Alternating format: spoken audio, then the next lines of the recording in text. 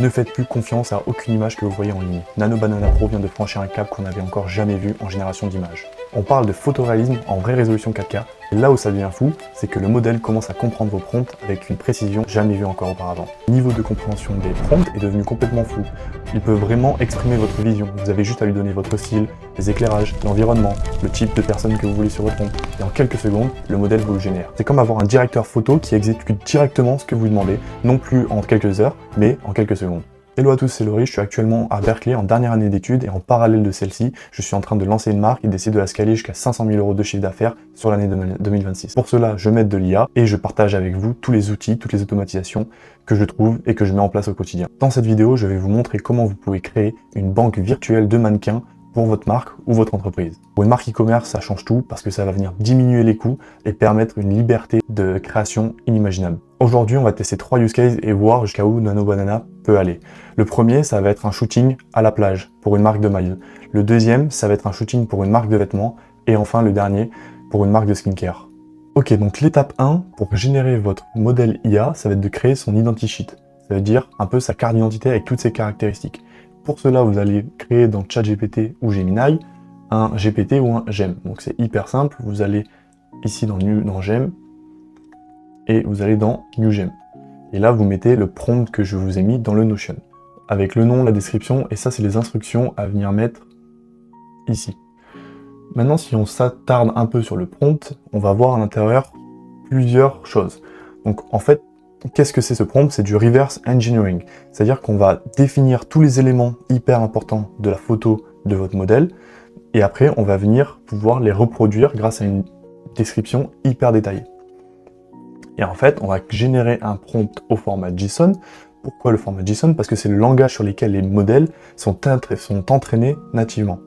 Donc en structurant notre prompt avec des clés JSON, ces éléments entre guillemets, comme on peut voir ici, Face Shape Classification, Jawline Metrics, ça va permettre de forcer l'IA à analyser méthodiquement chaque caractéristique de nos modèles, et chaque clé correspond à un attribut précis du visage de la photo du modèle qu'on va créer. Et donc ça va nous permettre de garder cette consistance à travers les différents prompts. Donc voilà, une fois qu'on a envoyé l'image, ça va nous faire sortir notre prompt et on va avoir deux choses. Donc la première chose, ça va être la description JSON. C'est votre carte d'identité technique. Tous les attributs faciaux codifiés, forme du visage, couleur des yeux, structure du nez, texture des cheveux. Cette description que l'IA va utiliser pour maintenir la cohérence. Et ensuite, on va avoir un deuxième prompt, le reference sheet prompt. Ça va nous permettre de créer un texte optimisé pour immédiatement créer 3 photos de référence pour votre modèle, sous différents angles. Donc nous, ce qui va nous intéresser, c'est l'angle de profil, l'angle de face et de 3/4.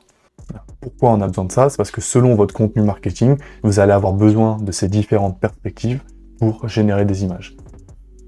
Donc, ce qu'on va faire, tout simplement, on va venir prendre cette référence sheet prompt et après, vous pouvez l'envoyer ici, tout simplement. Vous mettez Pro, vous mettez Tools, Curate Image. Vous pouvez aussi remettre ça, comme ça il va bien prendre ça en compte, et si vous voulez, vous pouvez même remettre votre photo. Hop là. Et là, vous envoyez. Donc là, on va attendre que l'IA génère. Ok, donc une fois qu'on arrive là, vous avez votre photo avec les 3 profils de votre mannequin IA. Et maintenant, ce qu'on va faire, c'est qu'on va pouvoir commencer à s'amuser, à créer des prompts, à créer des images. Donc voilà, il faut toujours que vous mettiez de côté la photo. Donc ça, c'est celle que j'ai fait avant, en utilisant un autre outil IA dont je vais vous parler. Et ensuite, le JSON, donc moi j'appelle ça la copie, la carte d'identité, la identity copy, identity card. Donc vous gardez ça de votre côté, et là, je vais vous montrer le premier use case qu'on va faire. On va faire un beach photoshoot. Donc, on va d'abord générer un background de mer, tout simplement.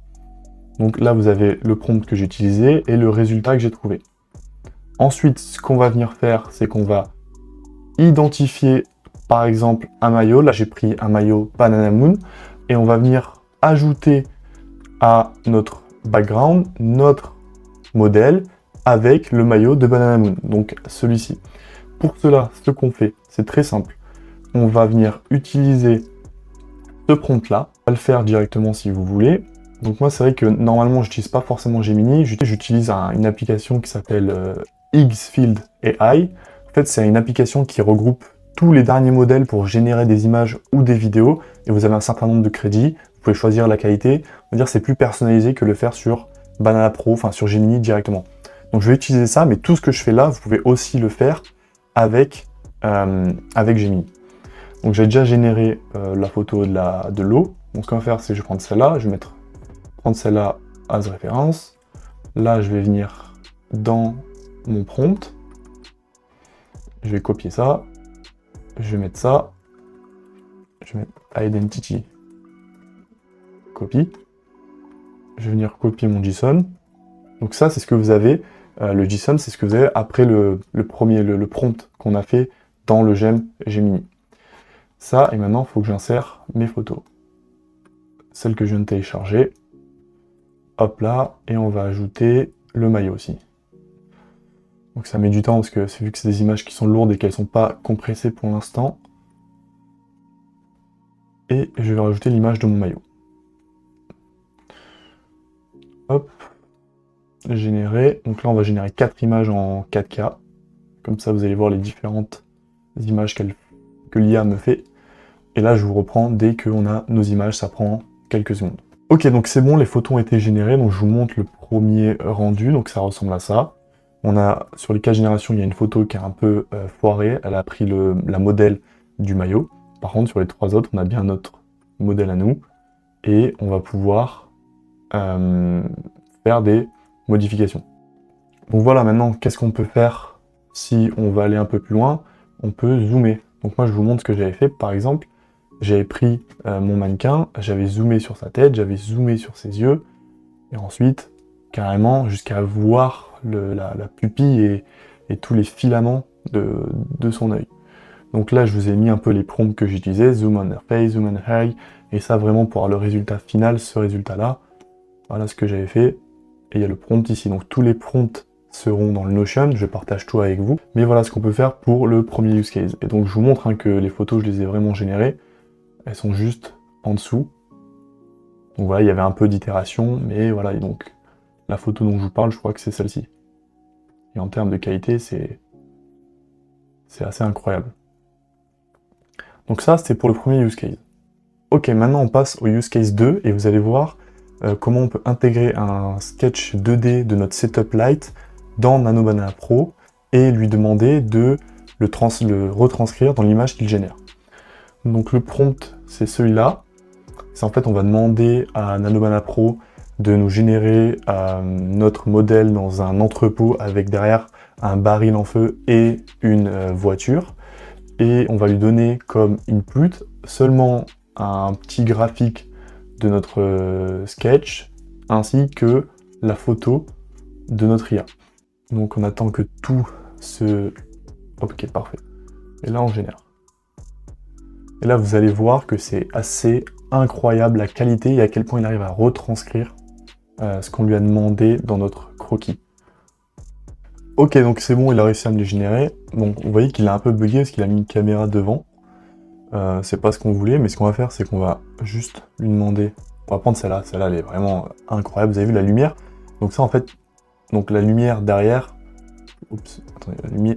Comment je peux dézoomer? Voilà. La lumière derrière, la lumière devant, c'est en fait la retranscription de ce qu'on lui a demandé là-dedans. Avec les photos comme ça, les différentes panels, les power plans, c'est ce qui se retranscrit ici. Maintenant, ce qu'on va faire, c'est qu'on va lui demander si on peut pas ajouter un produit, si on peut pas changer son outfit. Donc tout simplement ce que je vais faire. Donc là, vous, si vous n'utilisez pas Xfield AI, vous pouvez aller juste télécharger la photo, vous la republier et on va dire ajoute-moi cette jaquette à mon modèle.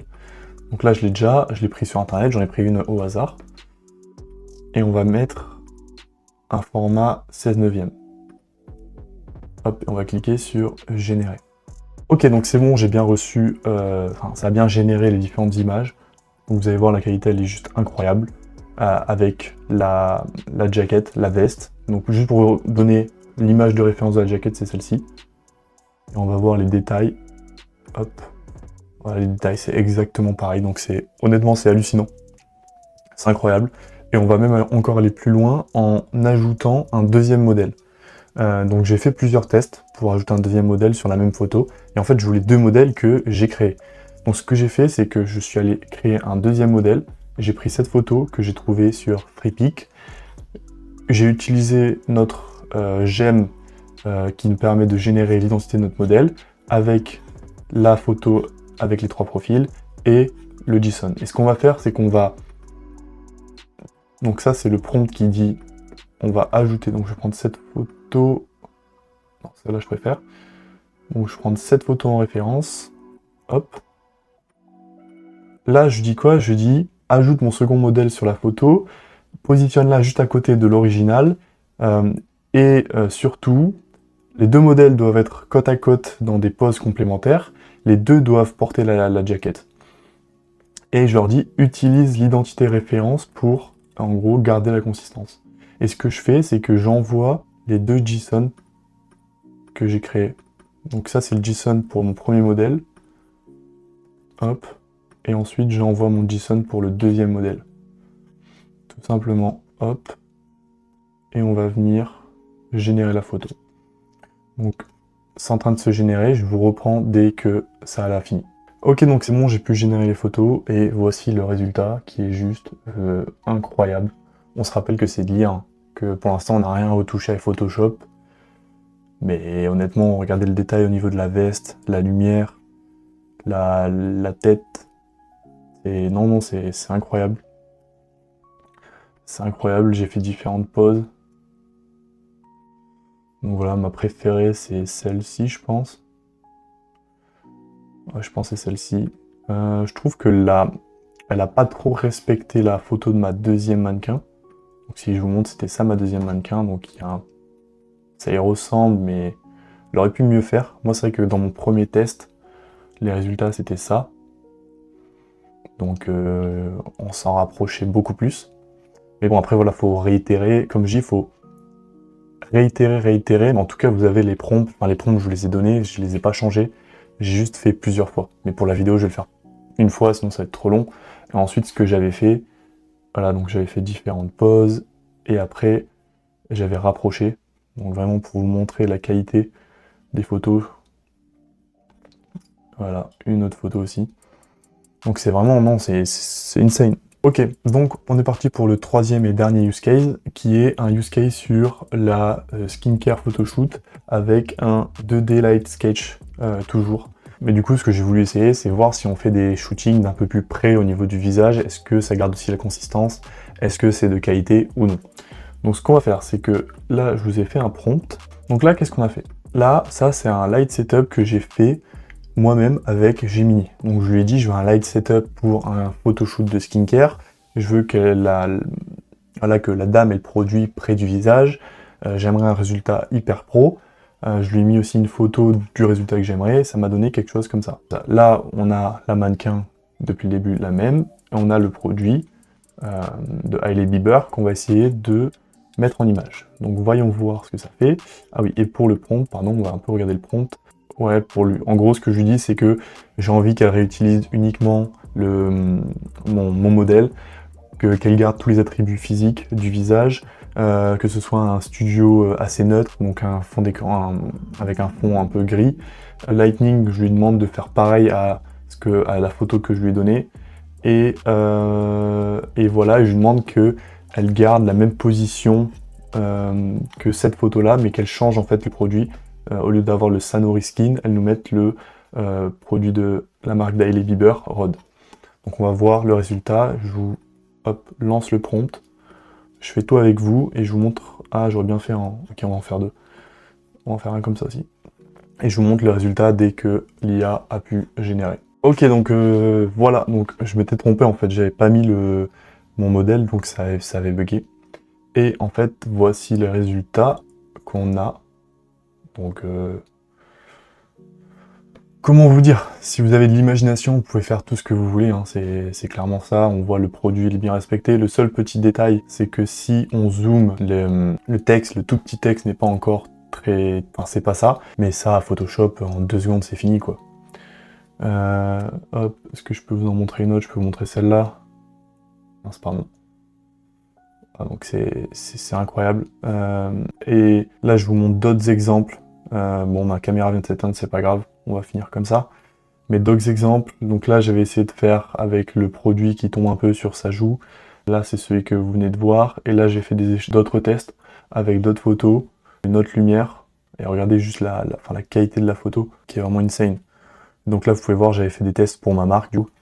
Voilà, c'est la fin de cette vidéo. J'espère qu'elle vous a plu. N'hésitez pas à mettre un like, un commentaire et de vous abonner. Et aussi, je voulais vous dire, tous les prompts, tous les use cases que j'ai fait dans cette vidéo seront en description. Comme ça, vous pouvez tout reproduire chez vous et vous pouvez le faire aussi à votre sauce et modifier un peu comme vous voulez. En tout cas, je trouve que Nano Banana Pro, c'est pour les marques e-commerce qui se lancent, pour les petits budgets, franchement, c'est trop bien. Ça permet de faire vivre son imagination. Quand on commence, quand on est jeune, on n'a pas forcément le budget et envie de mettre 15 000 € dans un shooting, parce que je vous le dis, un shooting comme ça, avec des animations de mannequins, des lights et tout, c'est un gros budget. Et donc vraiment, si maintenant c'est juste votre imagination, le temps que vous souhaitez y passer, et vous pouvez commencer avec 20 $ par mois et faire tout ça. Donc j'espère que vous avez kiffé. On se dit à bientôt. C'était Loris.